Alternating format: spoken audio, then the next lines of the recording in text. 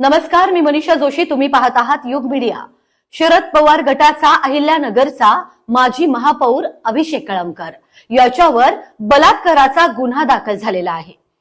ही अत्यंत गंभीर बाब आहे आणि संपूर्ण राज्याचं लक्ष या प्रकरणाकडे लागलं आहे.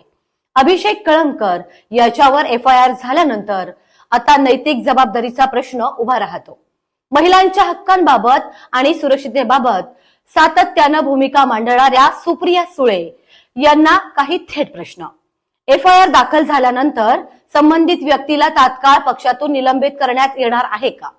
पीडितेला न्याय मिळवून देण्यासाठी पक्ष अधिकृतरित्या तिच्या बाजूने उभा राहणार का?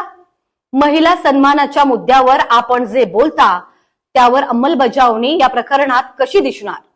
चौकशी निष्पक्ष आणि जलद व्हावी यासाठी आपण सार्वजनिक भूमिका घेणार आहात का?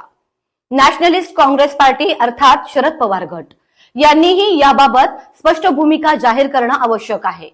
हा विषय राजकीय आरोप प्रत्यारोपांचा नसून महिलांच्या सुरक्षिततेचा आहे. दोष सिद्ध झाल्यास कठोर कारवाई झालीच पाहिजे आणि तोपर्यंत चौकशी निष्पक्ष आणि पारदर्शक झाली पाहिजे. महिला सन्मानाच्या प्रश्नावर मौन नव्हे तर स्पष्ट भूमिका अपेक्षित आहे. युग मीडियाला लाईक, सबस्क्राईब आणि शेअर करायला विसरू नका.